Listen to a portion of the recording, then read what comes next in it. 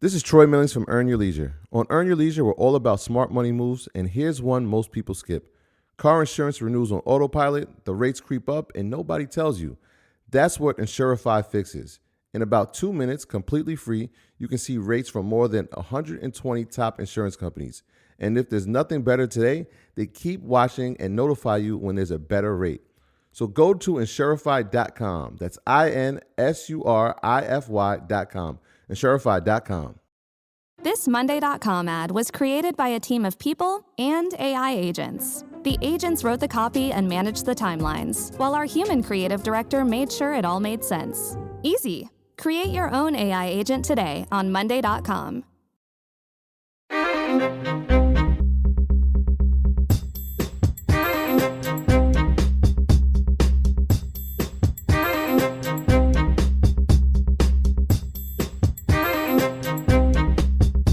Hello, everybody, and welcome back to Small Town Murder Express. Yay and choo-choo! Yay, indeed, Jimmy. Yay, indeed. My name is James Petrogallo. I'm here with my co-host. I'm Jimmy Wisman. Thank you, folks, so much for joining us today on another wild, crazy West Virginia edition of Small Town Murder Express. And this is back in the hollers and places you've never heard of any of these places. This is exactly what you'd expect from this. It's crazy stuff.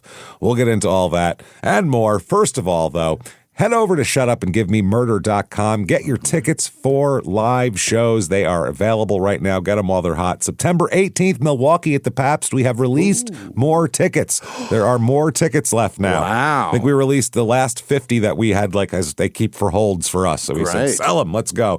So there's another 50 tickets if you've been wanting to go there. It's been sold out. So there's your opportunity. Milwaukee or Minneapolis the next night, September 19th at the State Theater. Then Dallas on October 3rd. Yeah. And then October 16th and 17th is San Jose and Sacramento. And then Terrytown and Boston on the 13th and 14th. And Terrytown's almost sold out. That is just about sold out. Yeah. So I think it's 95% sold or something. So get your tickets for that right now if you'd like to go to that. Shutupandgivememurder.com. Also, check out Crime and Sports, which we think you'll love. It's just a crazy, you don't have to like sports. It's just a crazy story every time. And then also, of course, Your Stupid Opinions, where you can find out why you don't want to go to strip clubs in Columbus, Ohio. So do that as well. Matters. It really does. Well, not really to us, but to others, possibly. For that show, it does. For that show, it matters a lot. Patreon. Get yourself Patreon if you want more stuff. Patreon.com/crime in sports, just like the name of that other show there. What that is, all you need is $5 a month or above, and you get every damn thing we put out. Everything. First of all, you're going to subscribe and immediately get almost 400 back bonus episodes, just like that. To binge on, and then after that, every other week you get 2 new ones, 1 crime and sports, 1 small town murder, and you get every damn last drop of it. So this week, what you're going to get for crime and sports, we're going to talk about the worst stadiums of all time. Fine. Again, don't have to be a sports fan. Everybody's been to a stadium and went, this place is kind of a shithole. Why do we pay so much to get in here? Then for small town murder, Donner Party. It's time. Let's everybody put on your bibs and get your knife and fork and salt and pepper ready, because it's time to you're going to need extra if you get salt. the wrong bib. Oh, boy. That's right. Cold. So patreon.com/crime in sports. Now, on top of that, you'd say, well, that's plenty for $5. Not for you guys. No. For you, it's not enough. We also give you all our shows, Crime and Sports, Your Stupid Opinions, and Small Town Murder, both episodes, all ad-free with your Patreon. Ad-free, and you get a shout-out at the end of the regular show. So you can't beat it. That said, I think it's time, everybody, to sit back. What do you say here? Clear the lungs, arms to the sky. Let's all shout. Shut up and give me murder. Let's do this, everybody. Okay. Let's go on a trip, shall we? Yeah. We are going to West Virginia. Oh, baby. We're going to Victor, West Virginia, which I take us home, James. Assure you've never heard of. I don't even think John Denver knew about this fucking place. No. It is back there. He'd have been like, yeah, country roads are one thing, but when you get back in the hollers, it gets kind of hairy. So I don't, Those are bumpy. I like country roads that connect to another road, not just die in a mountain somewhere. So no, Victor, West Virginia. It's kind of south central kind of West Virginia, just in the middle of nowhere. It's about 2 hours and 20 minutes to Morgantown, West Virginia, north. About 4 hours to Lexington, the other direction, to Kentucky. Then about 40 minutes to Nettie, West Virginia, which is our last West Virginia episode 685, The Secrets of Murder Pond, which I remember. That's West Virginia never lets us down. No. This is in Fayette County, area codes 304 and 681, which is strange because it's a very small place. The population here, now this isn't in the town proper. The town proper is nowhere near this many people. This is the entire zip code, which is all I could find stats for. Zip code 25938 has 1,328 people in it. Wow. Very small. Median household income here, well below the national average, 41,319. Not great. Struggle. Yeah.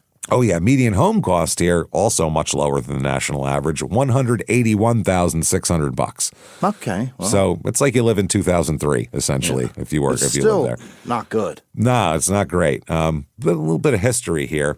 Now, because these places, you're like, how the hell did people decide to live in the middle of nowhere? Apparently, the Chesapeake and Ohio Railroad came through the gorge in 1873 and unlocked the New River coal field. So that's why. Now, Fayette was briefly, this county became West Virginia's leading coal-producing county. Okay. In a state where that's literally all they have there. All they do, yeah. So, they had a huge disaster there between 1930 and 1935. It's called the Hawk's Nest Tunnel Disaster. Weird. Okay. Apparently, here, this is Union Carbide, drove a 3-mile diversion tunnel through high silica sandstone for a hydroelectric project feeding a metals plant. Okay. Yeah. Now, workers, most of them were recently arrived black workers from the South that came up for this particular job, hired during the Depression, too. So, I mean, during the Depression, you'll do anything and go anywhere for any work. They had them drill and blast. There was no respiratory protection despite silica being the thing you're drilling through. So acute silicosis killed hundreds very quickly. Silicosis? Silicosis. I read big articles in the newspaper about this and what happened years later. Estimates range from 476 to 764 deaths based on this. Who silicosis. even heard of silicosis? Who heard of inhaling that much silica? You know what I mean? Wouldn't even think that was a thing that could happen. Why would you do that? Wow. Bodies were basically buried hastily or just shipped away. The company minimized it. You know, what all the companies did back then. What the fuck happens when you get silicosis? Apparently you drop dead pretty quick. I don't know. I mean, that's the shit that sucks moisture out of your shoes when you have a So imagine that in your lungs. Yeah. Oh, the thing that says do not eat all over it. Right. Imagine it doesn't say anything about crushing it up and blowing a line of it, though, right? I don't think that'd be good for you. Probably not. I think so. They also called it tunnelitis, this whole thing. Say again? They call it what? Tunnelitis was what they called both everything. Are gross. Yeah. Gross. Things to do. Yeah. Bridge Day. Oh, yeah. It's Bridge Day, everybody. Fuck that day. Yeah, the New River Gorge Bridge is easily accessible from major interstates. This is how they advertise to come here. It's within a day's drive for 2/3 of the American population. Basically, if you live east of the Mississippi, it's within a day's drive, so you should come here. Even go spend 20 hours in a car to come to Bridge Day. There's some races, shuttles, into the gorge, bus rides. Nothing is going on until 3 o'clock when there's a Bridge Day chili cook-off. Fucking A. Okay, in downtown Fayetteville, sorry.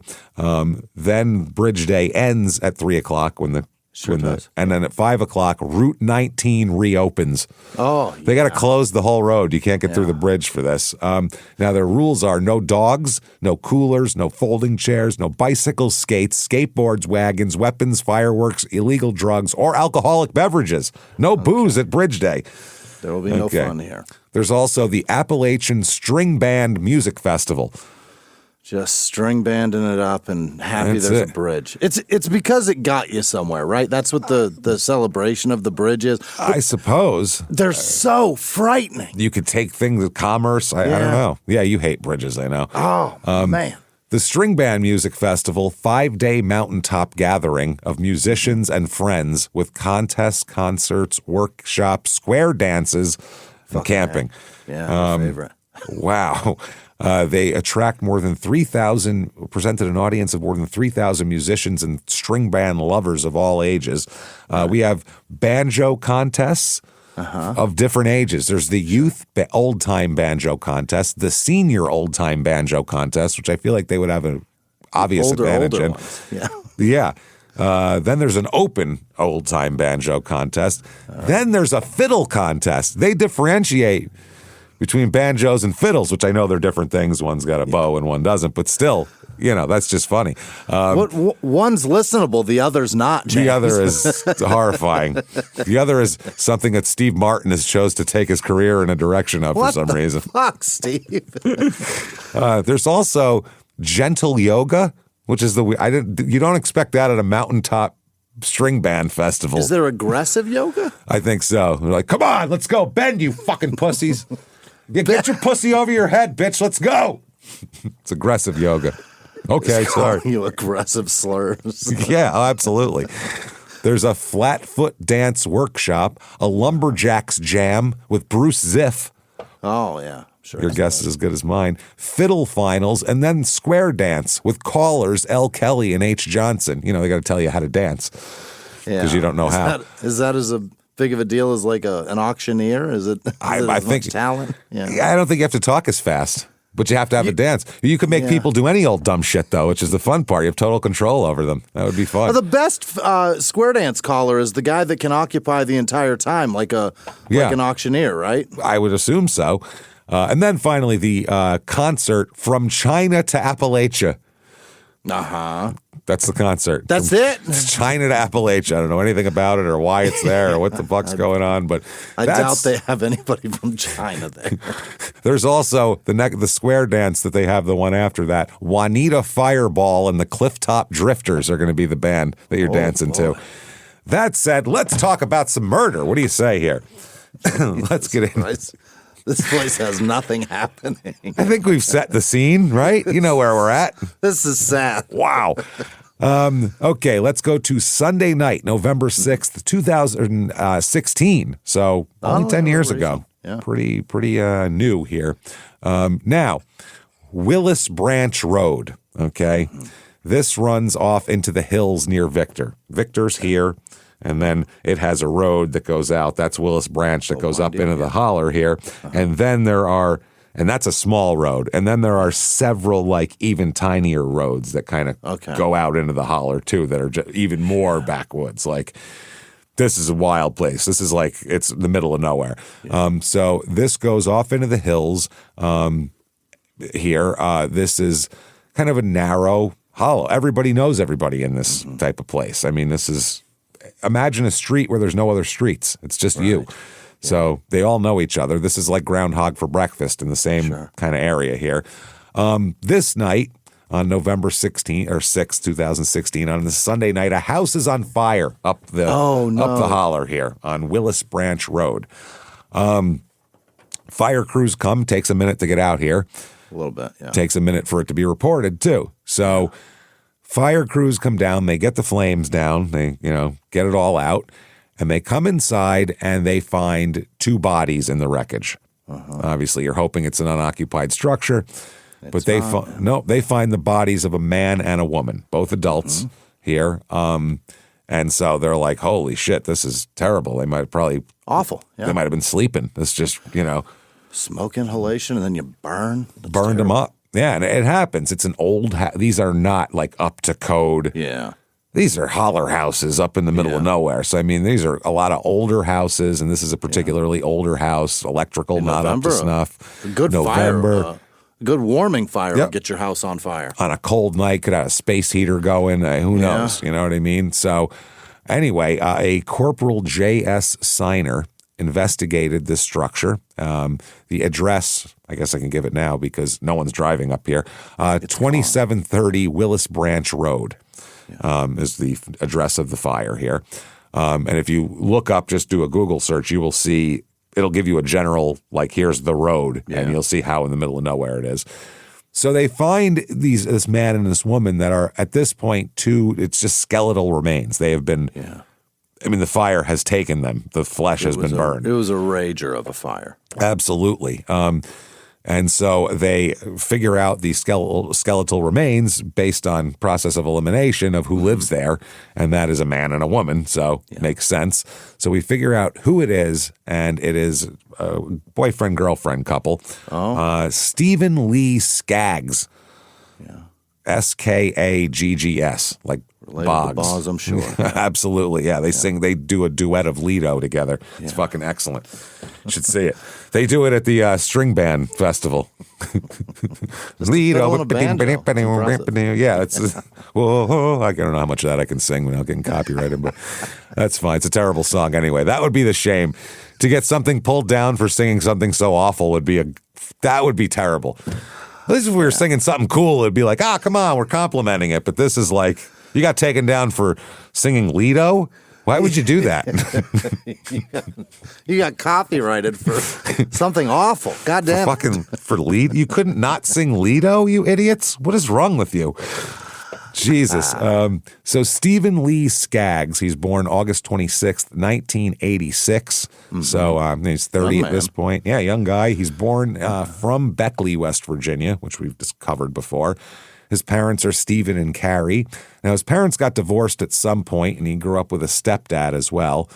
Right. He has brothers. Okay, now Stephen is named after his father, not first and middle, just first.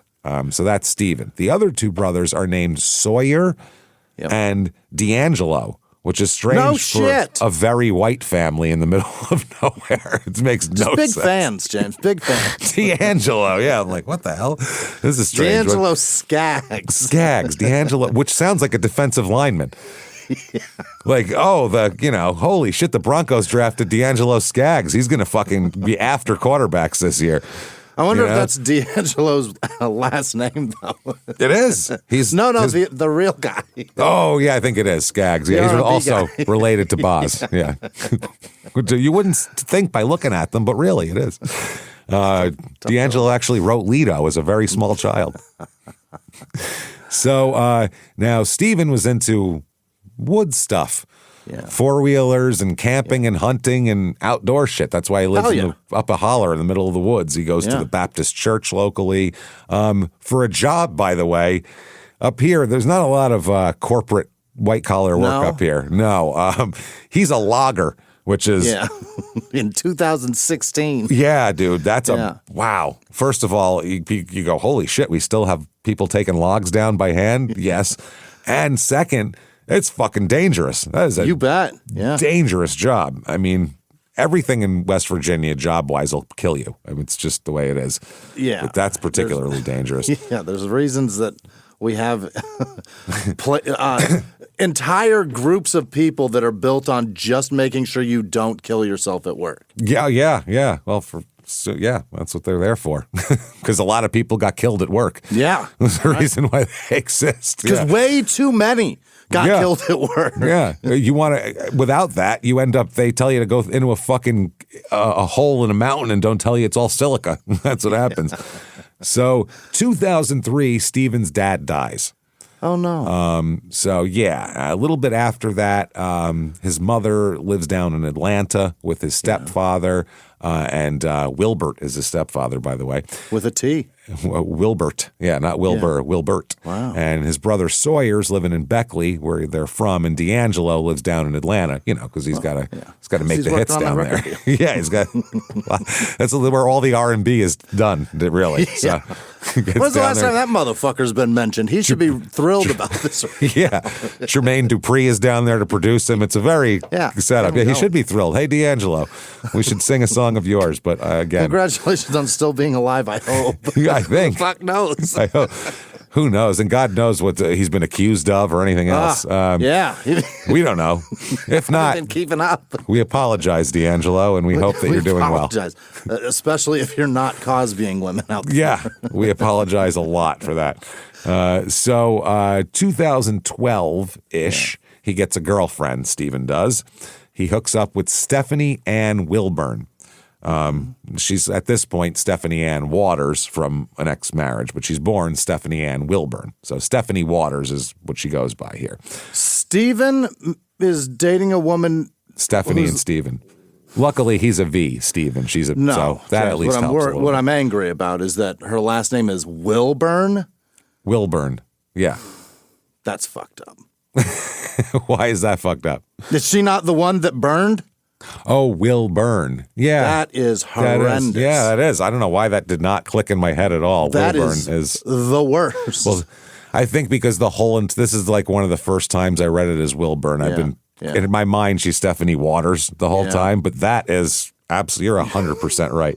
Yeah, you're 1,000% right. Absolutely. The Kennedys should change their last name to Will Crash. Will die young. Crash. I mean, it's only one guy crashed. We'll die tragically. Yeah, will die tragic. November 23rd, 1985 is when she's born. Which, speaking of the Kennedys, wasn't it November 22nd when Kennedy got shot? So there you go. I think that's true. Yeah. Well, 20 years earlier, but 23 years earlier. So she's born in Charlotte. Her parents are Anna and Stephen, and she has a brother named Stephen. And now she's dating a Stephen. So her dad, brother, and boyfriend are all named Stephen. Which And that's his not confusing at all. Name is Stephen. And his dad's name is Stephen as well. Well, They he's got a lot dead, of- so his dad's dead. So we've flushed out one Stephen anyway. A lot of creativity around here. Not a lot. Now, she has some tragedy in her life, Stephanie. Oh, no. And that might explain how she ends up in the holler doing some things that she's doing, because apparently she has, and she's not, 85, she's only 31 years old. Young woman, At some point, she has a young daughter that dies. I can't figure out, can't find out how or anything else, but she had a daughter, don't need to give her name, obviously, but she has a daughter who dies. So she has had, 30 years old, she's had a dead kid already, which, That's horrible. outside of the 1800s, that doesn't happen very often. And she also has two sons who don't die. So that's good. Okay. Who didn't die. Now, doing some background on her, I found a LinkedIn that I don't know if this belonged to her, because LinkedIn will leave people up forever, no matter what, even if they've been dead for 10 years. I found a Stephanie Waters from a town she lived in West Virginia, and it says her company is Mrs. Septic. So she might be Mrs. Septic. I'm not sure. Wow. She could possibly be Mrs. Septic. If not, everybody should give Mrs. Septic a call and have him check out your tank. It's a gal that owns a septic tank company. Mrs. Septic. Yeah. Not Ms. Septic or Miss Right. Septic. Mrs. Septic. I'm married to Mr. Septic. We have a very nice relationship. Now we know who burned. Back to the fire. This is November 6, 2016. Again, the police arrive, and with the assistance of fire marshals and everything else, they're able to determine. Once they get it out at first, they find the bodies and they think this is tragedy. Then they investigate and realize that an accelerant was used. And this was applied in this house. an intentionally set fire in the bedroom where they were as well. Okay. So they wanted whoever did this wanted these bodies Gone. to not make it past this fire. So they said gasoline had been poured or placed in the bedroom area and the living area where the bodies were found. Rarely in there. Yeah. Weird. Yeah. So they said that the other thing, though, here that they noticed, the medical examiner then takes a look and establishes that both people were already dead before any flame was lit. Yeah. Otherwise, they're tied up, because if there's gasoline set on fire, you rarely stick around. You usually go, oh, we should get out of here. This should, yeah. They don't just sit in their like recliner and wait for it to take them usually. Yeah, it's usually before the fire. If you smell gasoline, you get the fuck out of it. Smell that. What is that, gas? That's not good. So they find out that both had been shot in the head with a shotgun. Oh, boy. So this is a very intentional thing here that somebody covered up. And according to the medical examiner, the murders happened at least 2 days prior to the fire. What? They were murdered, left in the house. No one fucking noticed for 2 days. And they came back and torched it? And then someone came back and went, we should probably torch this joint before these, to, I guess, rid evidence is the way to do it. So it's ruled an arson and intentional double murder. Yeah. So this is bad. You assume that somebody that sets a fire in a house is trying to, dispose of body and evidence.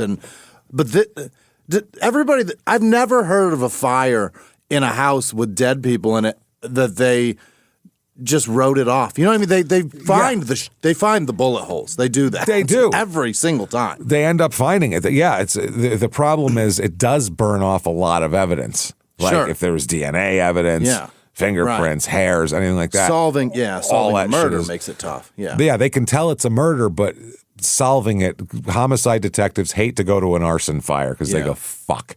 Number one, figuring it all out is one thing, and then proving that someone intentionally set a fire when there's no way to forensically do that. You have to have like someone see them walk up to the house with a gas can or have somebody admit it, basically. Otherwise, it's really hard to how'd they do it, James? Well, let's find out. Stephanie's mother here said, quote, to get my daughter in ashes, I never believed this would happen. Besides, despite my name being Wilburn, I did not expect any of this. Had no idea. Could not see the foreshadowing. No. So they said a fire, obviously this is tragic. And Stephen's mother said, you live in a small community because you want to think it's safe and private. Right. But then there's these two assholes with a podcast who show us that it's not at all. It's very dangerous everywhere. They remind us twice a week. Twice a week to watch out for the people close to you, essentially. Hey, everybody, just going to take a quick break from the show to tell you how to get the best stuff in your fridge with ButcherBox. ButcherBox.com. Absolutely. You ever open the fridge and you stare at it for 4 or 5 minutes and you don't know what you're doing? And you're like, I figured there'd be something in there. It is a refrigerator, and you open it, but, there's nothing really there. I feel like that a lot. And everybody does, I think. That's why ButcherBox is here to solve that problem, because they solved it for us, because now we always know there's something in the freezer that we're actually going to feel good about cooking. ButcherBox delivers 100% grass-fed beef, organic chicken, wild-caught seafood, and more, all sourced to standards they can actually tell you about. They've already done the research and made the tough sourcing decisions, so all you have to do is decide what's for dinner. It's like having the neighborhood butcher that everyone wishes still existed and still had. Someone who's incredibly particular about quality and sourcing, so, you don't have to be because you have other stuff going on in your life. Every box is customizable, so you can choose the cuts, the proteins that fill your routine, whether you're grilling for friends, you're feeding the family just a regular old Tuesday night, or trying to avoid another expensive takeout order. You've already got great protein ready to go. Love this ButcherBox. I love their steaks. The grass-fed New York strips are amazing. The ribeyes are nicely marbled. They're excellent. Yeah. Even their chicken breasts are good. Pork is great. Seafood, it's so good. Honestly, everything is great from here. Mouth-watering. So we have to get done with this so we can go eat this stuff, because now I got to have it. It's really great, honestly. Try the grass-fed strip. They're awesome stuff. If you're looking for an easier way to get great meals on the table, give ButcherBox a try. Go to ButcherBox.com/smalltownmurder to get 20% off your first box, plus your choice of free ribeye, New York strip, or filet mignon in every box for a year, with free shipping always. That's ButcherBox.com/smalltownmurder. Again, that's ButcherBox.com/smalltownmurder. Be sure to use our link so they know we sent you. Now back to the show. Hey, everybody, just going to take a quick break from the show to tell you about the safest sponsor we have and you could possibly buy from is Simply Safe. SimplySafe.com. SIMPLI Safe.com. Absolutely. It is Simply Safe's 20-year anniversary. That's amazing right there. Think about, you've grown in 20 years, and so has Simply Safe. We have started with Simply Safe. We've had Simply Safe for 10 years now. We've been using it. 10 years. It's only gotten better, and they are great. Their customer service is amazing. Think about what a home security system does as an intruder approaches your house. Doesn't do anything. It's just waiting. It's waiting till it's too late. You listen to our shows. someone's inside your house, bad things can happen, and it doesn't do anything until the window breaks. Then an alarm goes off. Then you get a notification. Then maybe the police will come. But what if the whole point was to stop that chain of events before it ever started? That's the question Simply Safe has answered, and most other companies haven't. And that's how it goes there. That's why we love Simply Safe. They have those cameras. They can directly speak to someone who's trying to break in and go, hey, stupid, cops are on the way. So, unless you want to be there and greet them, you should probably run away now. That's great. That will keep you safe, and that's all they're about. We love Simply Safe. Our offices, our studios, houses, everything we have is Simply Safe, and we can even install it ourselves, and that's the crazy part, because I can't put together an IKEA table. So pretty good stuff, I'm telling you. Unlike traditional security systems that only alert you after the break-in's underway, Simply Safe is designed to stop intruders before they get inside. They have smart AI-powered outdoor cameras that detect suspicious activity at the perimeter and alert live U.S.-based agents to step in. Simply Safe's agents assess the threat, intervene through the camera to scare off trespassers, and then call 911 dispatch as well. Simply Safe has been protecting your world for 20 years. Celebrate their anniversary with us and save 60% on your new Simply Safe system at simplysafe.com/small. That's 60% off at simplysafe.com/small. Plus, when you order, write in our show name in the How Did You Hear About Us survey to let them know we sent you. Don't forget, there's no safe like Simply Safe. Now back to the show. Like a lot of news shows and stuff, they want to scare you with strangers. You don't go outside. This one they're going to run. Never that. Ours is they'll get you while you're sleeping, motherfucker, and it'll be your own people. 94%. It'll be probably your children. They'll murder you. Either your children or whoever you love the most. That's probably who will murder you, is basically how we tell you. She said, because we think it's safe and private, but then you have something like this, and I think it's shaken the entire area. So they said the community's on edge. People are freaked out. They don't know if this is just some madman. They don't know if this is targeted. They don't know what the hell's going on.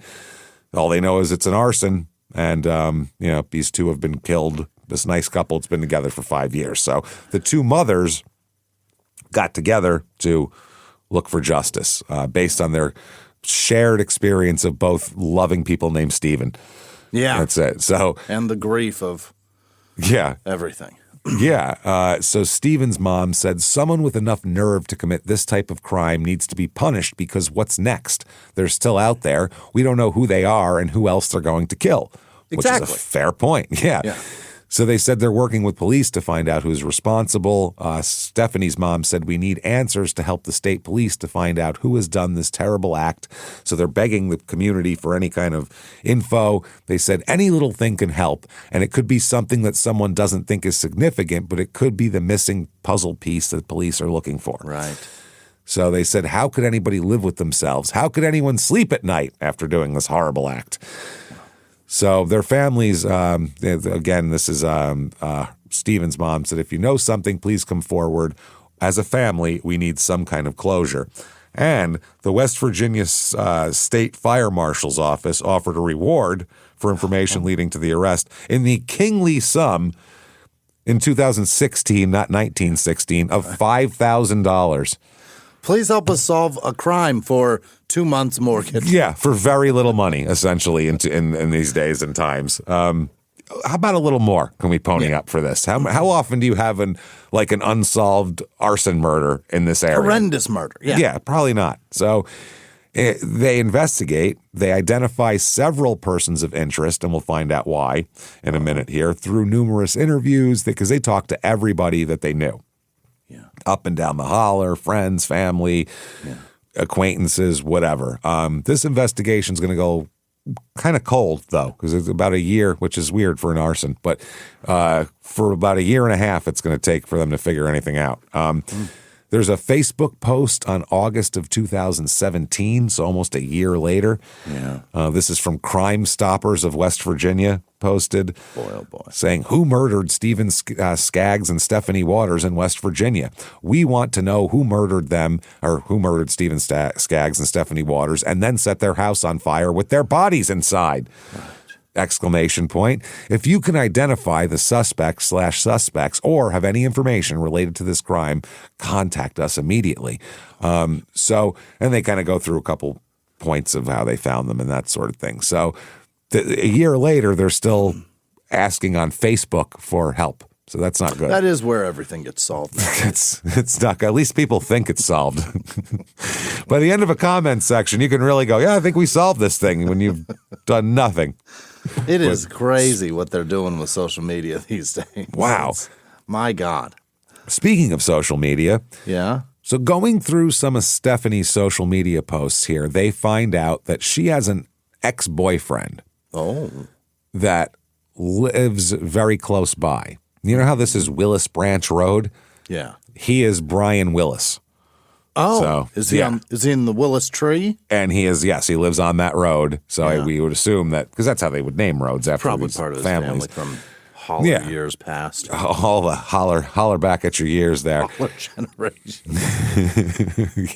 Jesus Christ, the family holler tree.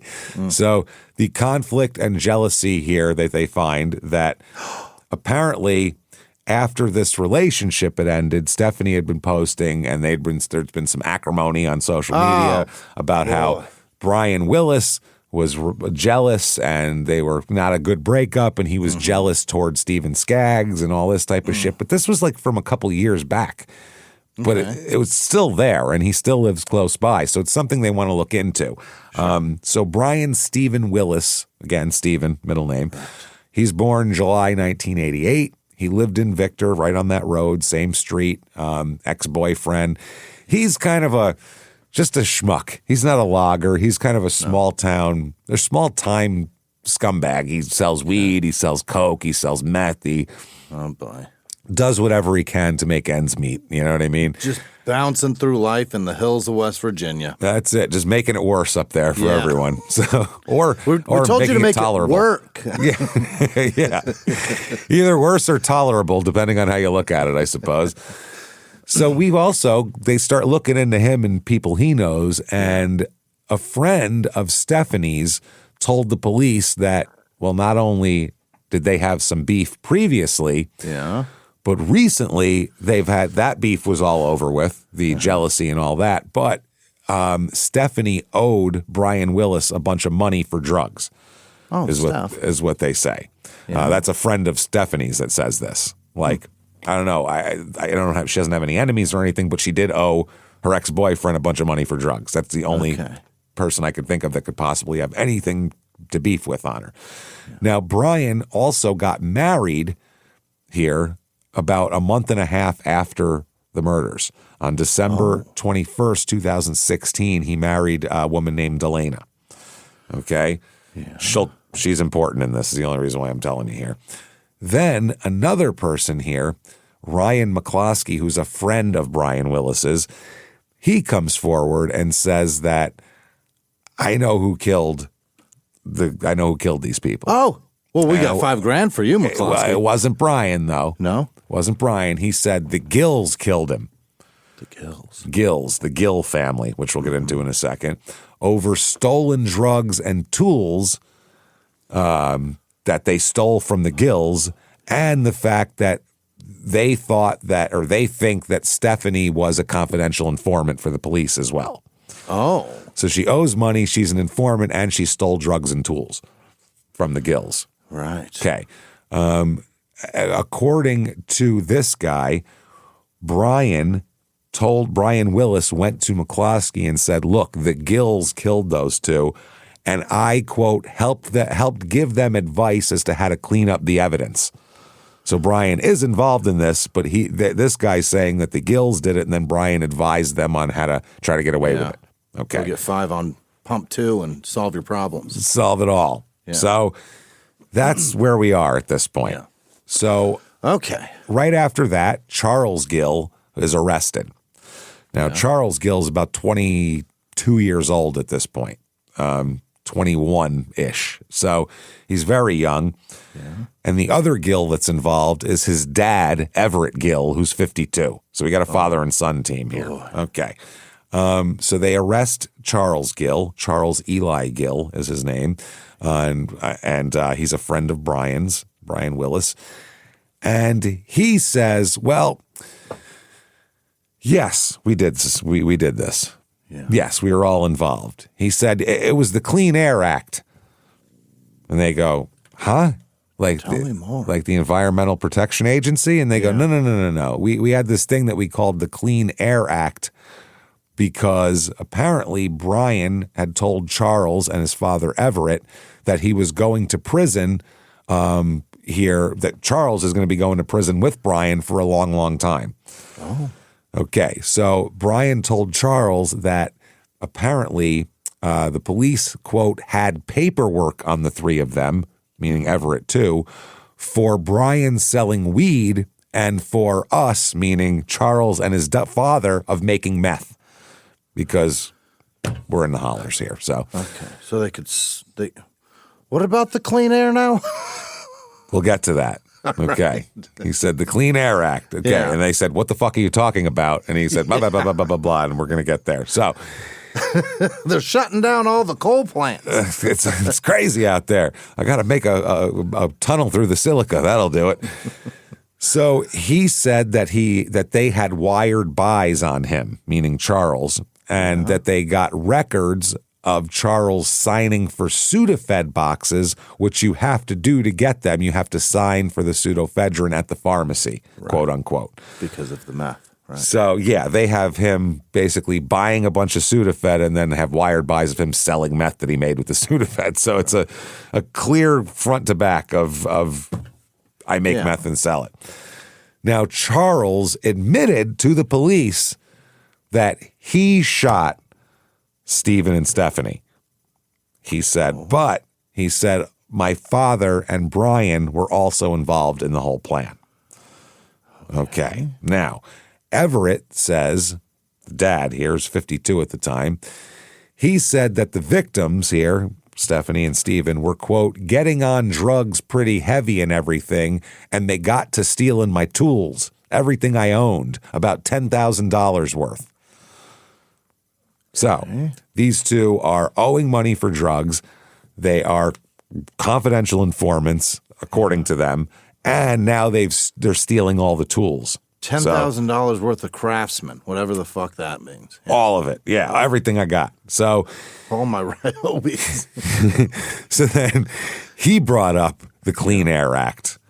What? And he said that Brian told him that the victims were informants working for the police.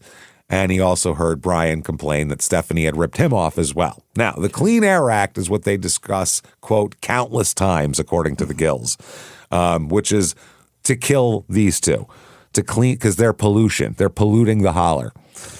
That's what they call them, pollution. So we need to, it's the Clean Air Act to get rid of all the pollution. They've got like gangster talk up there? Yeah, this is, for some reason, a 30-year-old who hangs out with a 21-year-old, and they both hang out with a 52-year-old. And they're all Right. making meth and shit. And this is, they're coming up with fucking euphemisms here. And they go to the police and just spill everything? Yeah, they brought Charles Gillen, and they're like, look, this person told us this, this, and that. And Yeah. Charles is like, yeah, we did it. Here's why. Clean Air Act. Clean Air Act, that's right. And then the dad came in, and he's like, see, we had the Clean Air Act. They're like, we keep hearing about this. So Charles spills exactly what happened. I mean, exactly what happened here. He said, this is the night of the murders, not the night of the fire, because those are two different nights. Okay. Charles says that he and Brian were, quote, really drunk that night, having consumed, this is amazing, cocaine and liquor at Brian's house for at least 10 hours. Oh, man. That's a bet. See, to keep that going for 10 hours, you need coke and booze, because you got to, otherwise you get too drunk, get tired, so you got to have some coke and balance it out. And They partied for 10 hours and then said, let's go do something. you got a gun?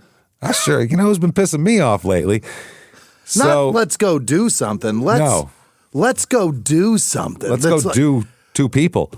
life-changing Wow. activities right now. Yeah. So this is his quote. Quote, we was just really drunk and just partying, but Brian kept pushing it on me. He brought it up again like he had thousands of times before that they had to go or we're going to go to prison. And he kept pushing it that night like he had been, and he said it in his mind that night we was going to go down there and kill him. What the fuck? They're just sitting around like, and I guess if you're Charles, you're like, because people coke talk is, Yeah. people say all sorts of, I'm going to start a business. They don't go start the business. So you know what I mean? Like, you don't expect he's going to go kill these people maybe at the time he's talking. You just think he's running his mouth. So at Brian's direction, Charles said he and Brian put tape on the soles of their shoes so they, quote, would leave no traces, meaning no footprints, so you could identify their sole patterns. Right. And they left the house. Okay. Taped up shoes, left the house with a sawed-off 20-gauge shotgun, and he said Brian had a 9mm Ruger pistol. Yeah. So they leave the house, coked up, drunk, tape on their shoes, both armed now. Wow. This is a bad idea. They arrived at the residence, Stephanie and Stephen. Charles said he knocked on the door, but no one answered. So, quote, he just opened the door opened right up. I just turned the knob and it just opened right up. That's how they operate. I was going to say, it's really weird. A lot of times if you just push up a window, it'll just fly open. It's real weird. I just operated a doorknob. It was real weird. I just turned the key. The car just started right up. It was crazy. I'd never seen nothing like it before. Wow. What I understand here is it was not locked. Yeah. This is what we're dealing with, though. Someone who says, I just turned the knob. It opened right up. Okay. And I seen Stevie Skaggs laying there, and whenever he was just sitting in a chair about like a camping chair, and whenever I went in, I shot him right in the head, up through the nose into the head. His furniture is camping equipment. That's horrible. Yeah. And then you just let's start with the camping equipment furniture. As this man is sitting in a folding chair, you shot him in the nose. Up the nose. Wow. Up into his head. He just walked in. Steven was there, and he was just like sitting there, and he just walked in and shot him. I mean, like, oh my God. Jesus Christ. Okay. Charles fired the shot as Brian was, quote, coming in right behind me. Then Brian, quote, fired 2 shots with his Ruger toward Stevie, but Charles was unsure whether it hit him or not. They're in a fucking tiny living room of a holler house. How bad of a shot are you? And he's not moving. Yeah. It's not like he's a moving target here. The cops have determined they were shot with shotguns, so that means you missed. You missed, stupid. From right there, which is pathetic. Right. So next, Charles walked back into the back bedroom where he found Stephanie sleeping in bed. A shotgun blast did not wake her up. And 2 9mm shots. 3 gunshots, including a kaboom fucking 20-gauge shotgun blast, which is loud. That's loud. The dream of sleeping the way she sleeps. I'm saying. We were jealous of a deaf woman a couple weeks ago, and I'm a little jealous of this, too. This lady's got all her senses as far as we know. Well, yeah, I'm jealous of sleeping off a meth buzz or whatever the hell's going on Whatever it is. Whatever it is. He said that he, quote, shot Stephanie right in the head. Charles walked out of the bedroom, but Brian instructed him to, quote, make sure she's dead, even though he just shot her with a shotgun at point-blank range in the head. He said, so he, quote, loaded the shotgun again. Oh, boy. And I went back in and I shot her again and I walked back out. Okay. Cold. The 2 then left the residence and hid their guns in ditches on the way back to the home. Right. Just on the side of the road there. At Brian's house, Brian threatened that if Charles, quote, mentioned anything about it, Brian was going to kill me or my family. Now, that's crazy because I'd be like, you're threatening me? I just blew 2 people away, shot him in the head. You missed a guy from 4 feet away. You should be afraid of me at this point. I'm the murderer. You're a pussy. And I'm dumb as shit because I just threw away a shotgun that they can't trace. I'm not very bright, and you're a pussy. I'm dangerous. I'm dumb and dangerous. Yeah. I bet there was definitely some blood on it, though. That's probably true. Yeah. Want to get rid of those. So then Dad, Everett, apparently within a few days, Brian told Everett that he and Charles went down there and they opened the door and went in there and they was high and passed out. Stephanie Waters in the bed, Stevie Skaggs on a chair, and they shot them both. And Brian said he shot Stevie in the head with a 9mm and recovered his casing, hit his cuff on his pants. So his cuff caught the casing. Yeah. So he ended up, hey, look at that. I saved the evidence. Good. Now, that's when they were like, what do we do with the evidence? We got all this evidence. We got clothes with blood on them. We got a whole bodies in a house nobody's found yet. Fuck. Yeah. So Charles then said that the day after the murders, he and Brian discussed the need to get rid of the evidence at the home. Okay, at the victim's home. So Brian provided Charles with gas and oil. And Charles said, quote, like 2 days after murdering them, he dumped gas, a mixture of gas and oil throughout the house, lit it on fire, and left the door open. Make sure that shit burns, which is... Right. Get that. That's, don't want it to go out. Don't want to suffocate that bad boy. We need it vented, yeah.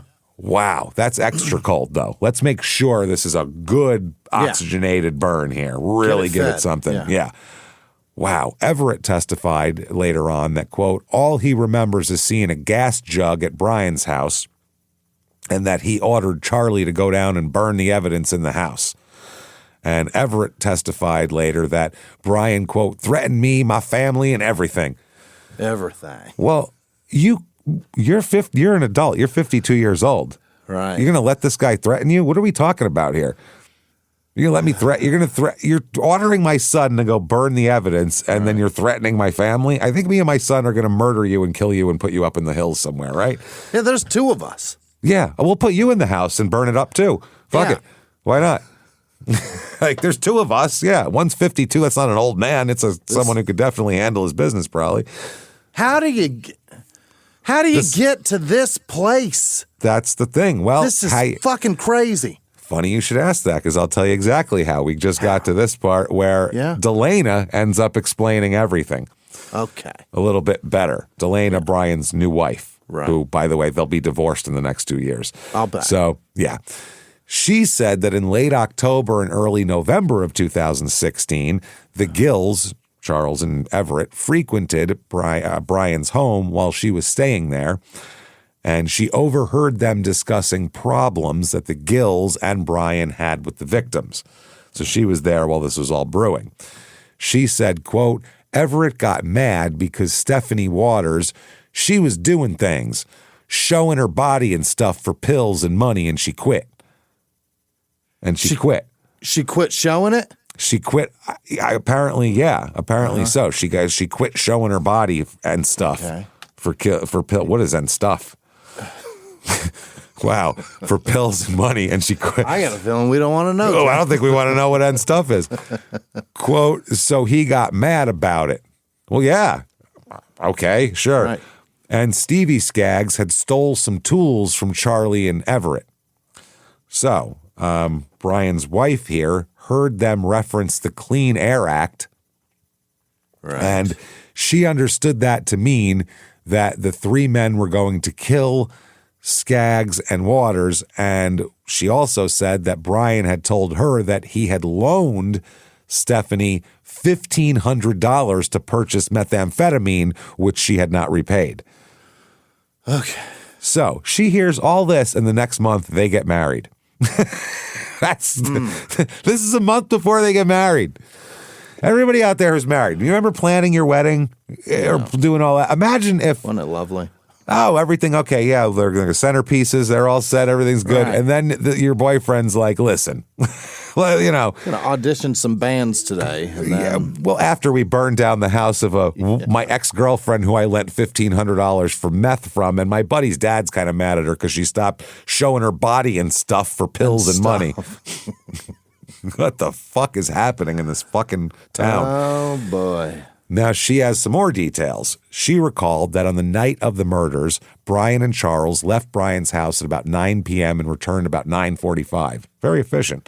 Although Brian and Charles told Delana that they were going to kill Mr. Skaggs and Ms. Waters, Delana, quote, didn't really believe it. But she did observe Charles with a 12-gauge sawed-off shotgun and with her boyfriend with a 9mm Ruger. They're leaving the house at 9 o'clock at night, walking toward the direction of the place where they said they're going to murder people with murder weapons, but I don't think they'll do it.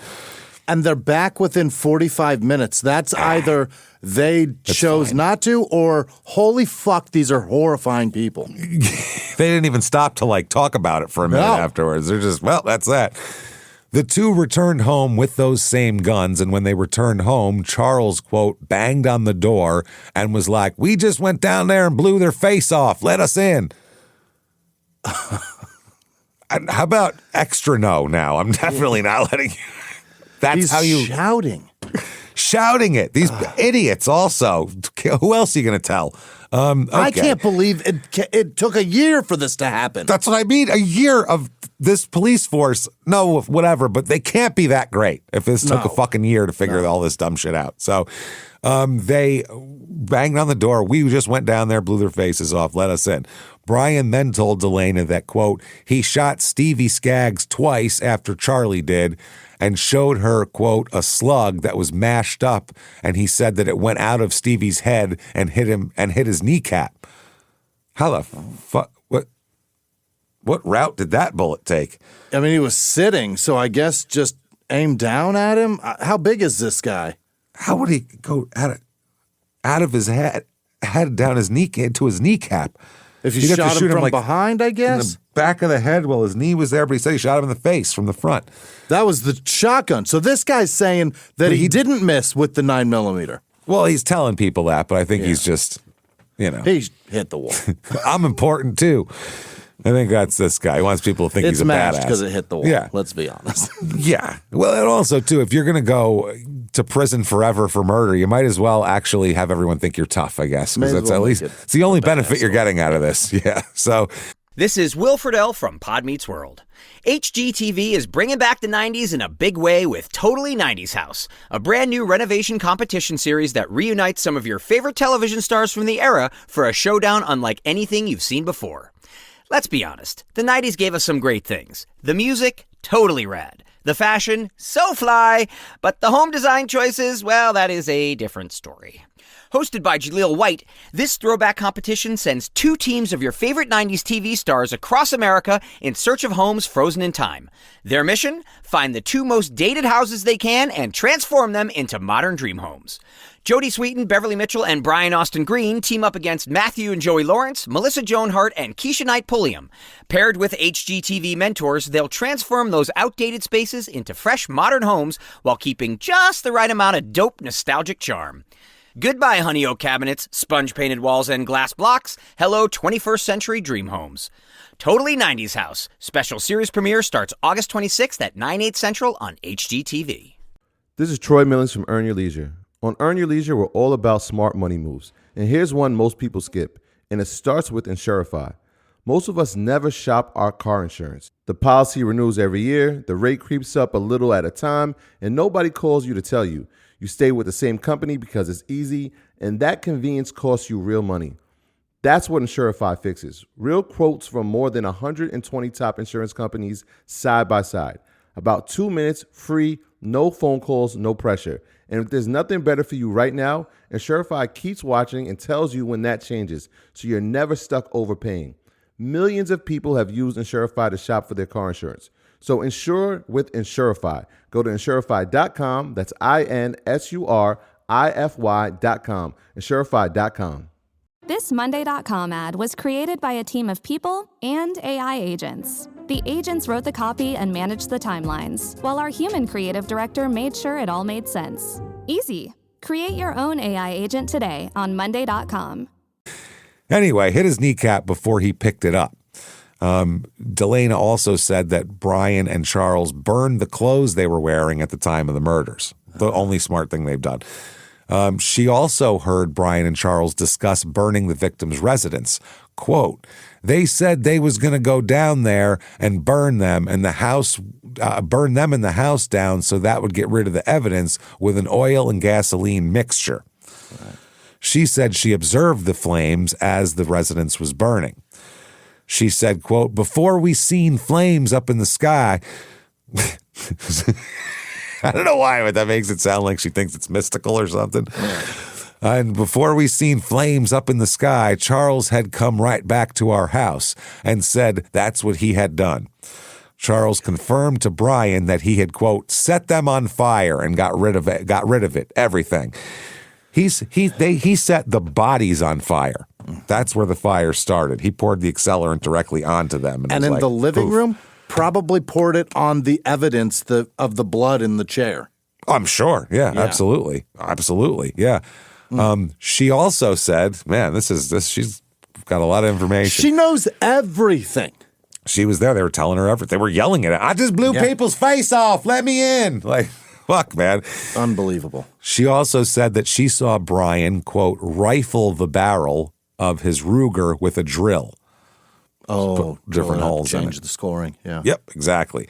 She, now, the only thing with her is she won't be allowed to testify to anything that happened after they got married. She can only testify to shit previous to December 21st. That's why I made sure to make the date. So that's luckily including the murder and cover up and everything. But luckily they did everything before he got married. None of the other stuff. Single man. Yeah. He's like, damn it, I knew we should have had a Halloween wedding.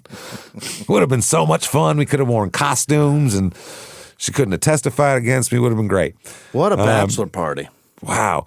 She said also limiting her testimony to conversations they had prior to marriage, she recounted that Brian, in discussing the murders, said that the victims, quote, got what they deserved.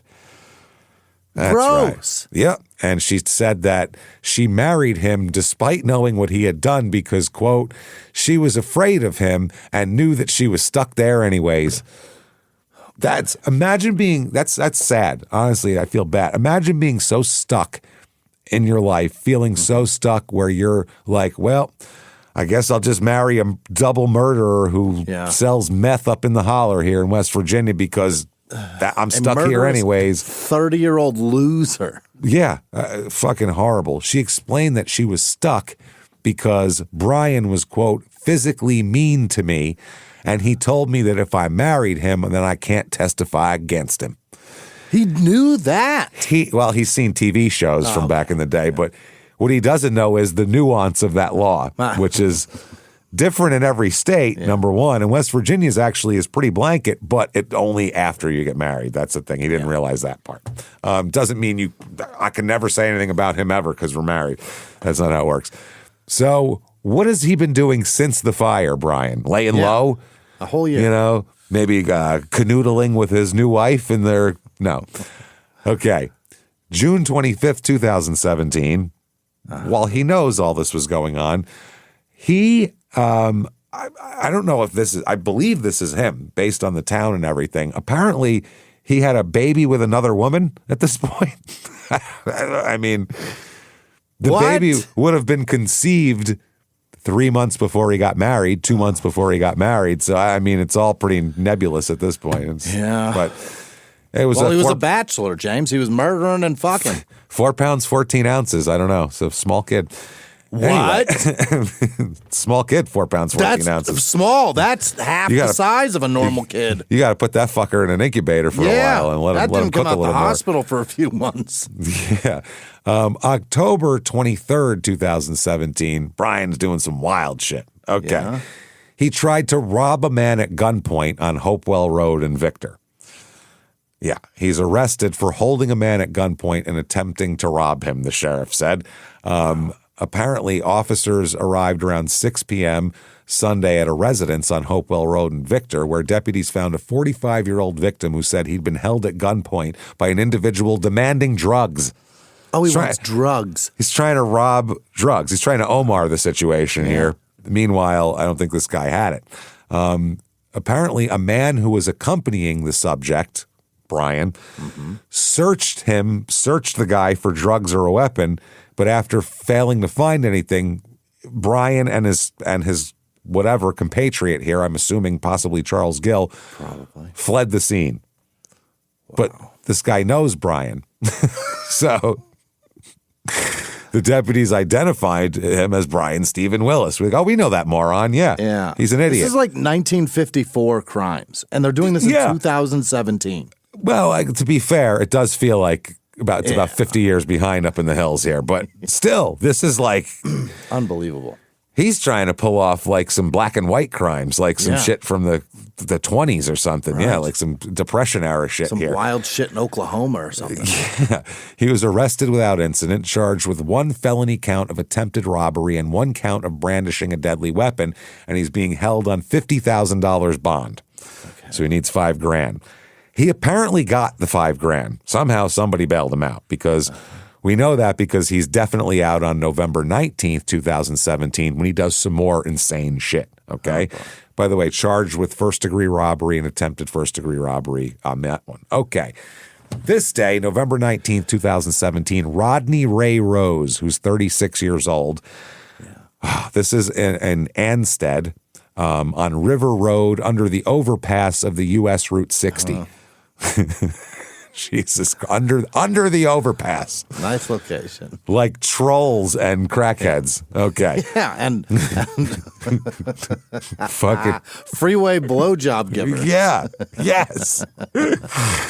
An Anstead man was in critical condition Monday morning after being shot in the face and torso Sunday night. That's Rodney Ray Rose. Surviving it. He did. Being shot multiple times in the upper torso and facial area while under the US 60 overpass. Okay. The shooting left him hospitalized, obviously. Go home from that. Yeah. And he recovered, apparently, from his wounds. Fascinating. Which is amazing. According to the sheriff, Rose left River Road and was able to drive himself to a nearby Shell station to seek help, even covered in bullet wounds. Rose told the deputies, they go, "Who shot you?" I mean, like Biggie said, "Who shot you?" And he said, "Brian Stephen Willis from Victor, lives up on Willis Branch Road. Stop shooting people you fucking idiot. Stop it. Shooting people who know where you live. They know you so well." God damn it. This guy was left with permanent injuries to his face and body, unsurprisingly. But yeah, he identified Brian as the shooter. And so now he's arrested and held without bond. He's arrested at his home at 2195 Willis Branch Road. So you can do the math. The other one's not very far from it. No. We gave you the other address before. It was a 2,000 block thing too. So this is a felony, malicious wounding, attempted murder. Yeah. You name it. All the biggies. All the good ones there. Yeah. So I guess the deputies also arrested Delana after discovering her connection with the shooting, which is what made her spill her guts about everything else because they got her in there. Yeah. She was arrested on a felony count of malicious wounding and was remanded for $50,000 as well. Brian attempted murder, attempted robbery in the first degree, malicious assault during the commission of a felony. And he brought his wife to do it. Brought his wife. Come on, baby. We're going out robbing. Wanton endangerment involving a firearm, conspiracy to commit a felony, and Delana got attempted murder, attempted robbery in the first degree, conspiracy to commit a felony. And there's also a Carrie L. Willis. I assume a relative? Probably. Also, conspiracy to commit a felony, grand larceny, 2 counts, arrested at the same time. Damn, Carrie. So, yeah, he's got a lot going on. Now, by the way, the ballistics, a firearm and tool mark examiner with the State Police Forensic Laboratory confirmed that tool marks had been placed inside the barrel of a 9mm Ruger owned by him and recovered from him, but they found the gun, by the way, in an effort to obliterate the rifling. So he tried to fuck with the barrel so it doesn't come back a Ruger, basically. Okay, now Willis, what does Brian have to say? Well, he gives a couple of statements. Oddly, none of them incriminate him. Real weird. His first statement, he said, "I don't know. I wasn't there. Charles killed everybody and did everything. I don't know nothing about nothing." Oh. So they go, "Come on, Brian. We don't buy that." We think you're there. So then he said, "All right, I was there." Yeah. All right, now I was there, but Charles was responsible for the murders. Yeah. And he said that apart from the Gills, quote, posturing, he had no knowledge of Charles' specific intention when they got to the home that evening. He goes, "I didn't know what we were going to do. We just walk around with shotguns." Yeah. Charles said something about killing people, but I mean, most of the time, no. Most of the time you come to my door, you're carrying a shotgun, right?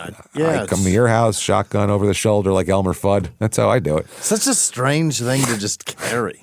It really is. It's really aggressive. So September 2018, okay, the Gills here, or I'm sorry, this is Brian is going to plead guilty to the robbery and attempted murder of Rodney Rose there. Yeah. Okay. He gets, you, sir, may fuck off 30 years for the robbery and 3 to 15 for attempted murder, which seems backwards. But it's a good regard. Yeah. You tried to kill a person, 3 to 15. You robbed him, 30. Huh? Yeah. You can replace shit. What are we talking about? But that's a good sentence to hang on to him and make him sweat out the other one. Because the next one, you're in forever unless you make a deal. They're going to hang on tight here. So he's sentenced. He is pretty fucked here. Now, May 9th, 2019, there's a grand jury. They return indictments against Brian and Charles for the murders and also a conspiracy charge against Everett. October 2019, Charles is admitting to everything and ready to plead guilty. Yeah. Now, they plead... Everett pleads guilty to conspiracy, and Charles pleads guilty to 2 counts of voluntary manslaughter and 1 count of second-degree arson if they testify against Brian. Oh. Even though he's the trigger man, which makes no sense whatsoever. Yeah. So part of the plea agreement is the testimony as well. March 2021 is the Willis murder trial. They have all the evidence. They have his wife testifying about everything. They have Charles and Everett testifying about everything. Other people testifying about everything, prior acts. They've chosen that this is the dangerous one of the group.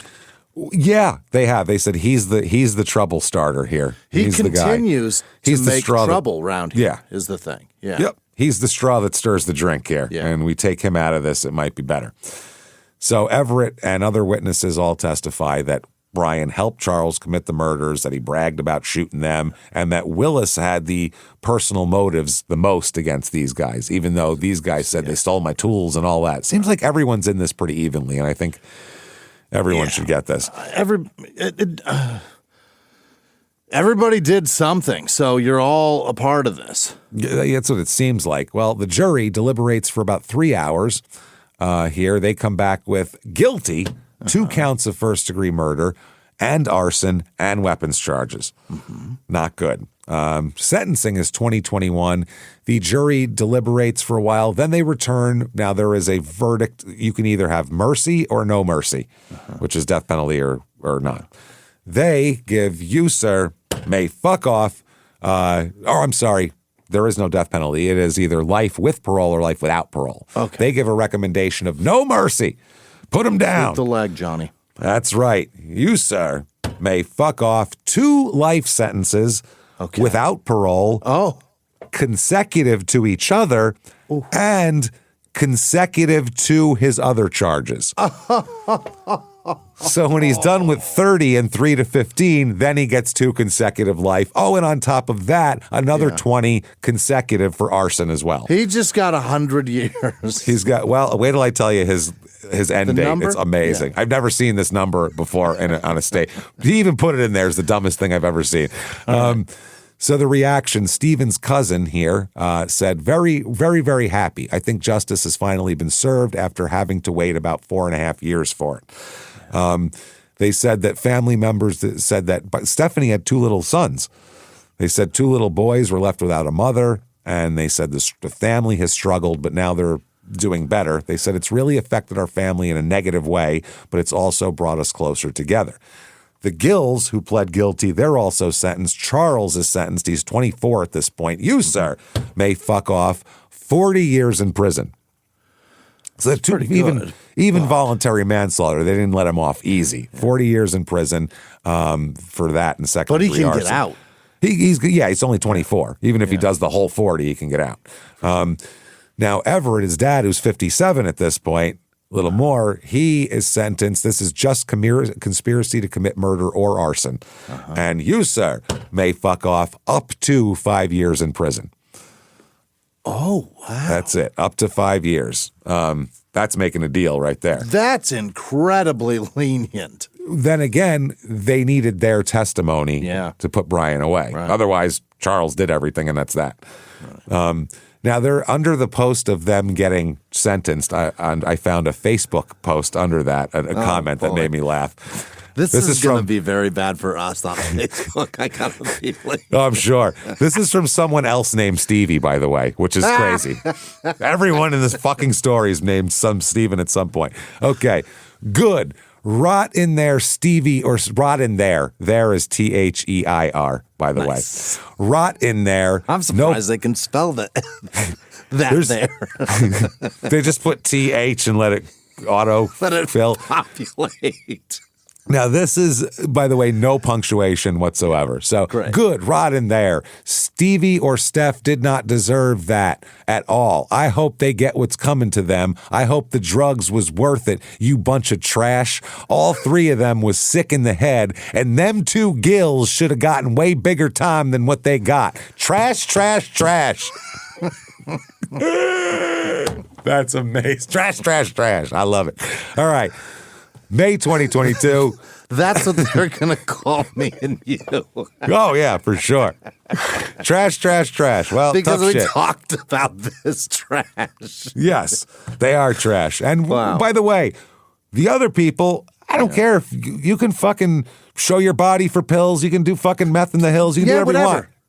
You still can't get murdered. So we feel bad for these people. Yeah, they weren't possibly the greatest citizens in the world, but who gives a shit? They weren't bothering anybody. CEOs, but they don't deserve to be fucking shot up the nose. That's crazy. They weren't bothering me any. Do your thing. Maybe they would have figured it out eventually. So anyway, he appeals, saying the court, basically the court failed to disclose a connection between his lawyer and a witness that never even testified. Okay. So it's like, well, that doesn't fucking matter at all.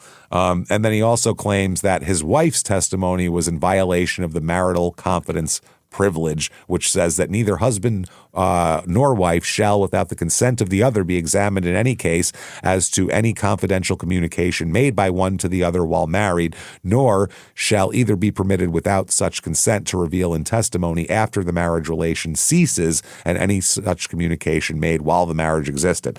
So it's while you're married, and once there's a third person there, by the way, it's like with your lawyer. There's no confidentiality once there's someone else in the room anyway. So if he came in with Charles and said, we just did that, that's not marriage confidentiality anyway. So there you go. Stephen is buried at the Rest Lawn, which is a great name for a cemetery. Yeah. Rest Lawn Memory Gardens in Victor. Brian and Charles are still in prison. Brian is, I'll save Brian actually. Charles here has a parole date on July 9th, 2028.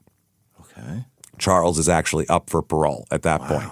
So that's that. Now, Brian, offender number 3622158, located at NCC, his projected release date, January 1st, the year 5000. Why put that? Why not put 50,000? What's the difference? The year 5,000. That is funny. It's pretty funny. It's got to be discouraging for him to check on it and be like, Jesus, 5,000? Shit, that's a long time. He keeps looking. That is a daunting ass date to look at. No shit. And He's been buried in sleep forever long. And I think I figured out by these why he had Charles with him. Brian, 5'8", 150.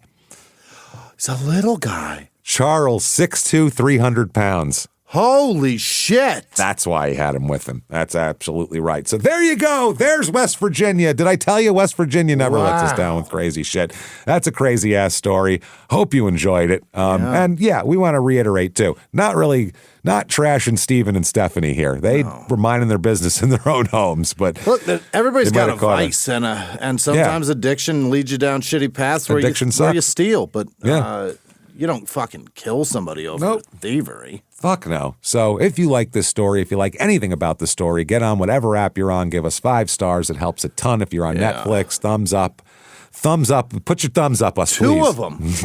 two. Jam 2 in there. You don't even know. You can do that on Netflix. Stack them. We're good. Tell them that was great. do that, definitely head over to shutupandgivememurder.com. Tickets for live shows. Milwaukee, September 18th at the Paps. Just released 50 tickets. Those are all our holds. So now That's it. That's what there is out there. Then the next night, Minneapolis on September 19th at the State Theater. Still tickets available for that. Right. Dallas, October 3rd, October 16th. San Jose, October 17th. Sacramento. Terrytown, New York, November 13th. Almost sold out too. And Boston on November 14th. Shutupandgivememurder.com. Patreon.com/crime in sports is where you find all of the bonus material. $5 a month or above is all you have to be. You get everything we put out. And I'm talking as soon as you subscribe. About 400 bonus episodes you've never heard. Binge on those immediately. New ones every other week on top of that. Can't beat that shit. This week, what you're going to get for Crime and Sports, which you get access to, of course, worst stadiums of all time. We've all been in bad stadiums. Then for Small Town Murder, Donner Party, everybody. Sharpen your knives and your forks. Yeah. We're gonna pull up some snacks and some jerky and eat that and how long is it gonna take you? And digest the story. So. There we go, everybody. Patreon.com/crime in sports is where you get all of that. And on top of that, you get everything we put out, all our shows, all ad-free. And you get a shout out at the end of the regular show as well. You want to follow us on social media. Very easy to do that at Small Town Murder on Instagram. At Small Town Pod on Facebook. You want to find us on there or any information, shutupandgivememurder.com is the place to do that. Keep coming back and seeing us week after week. And until next week, everybody, it's been our pleasure. Bye.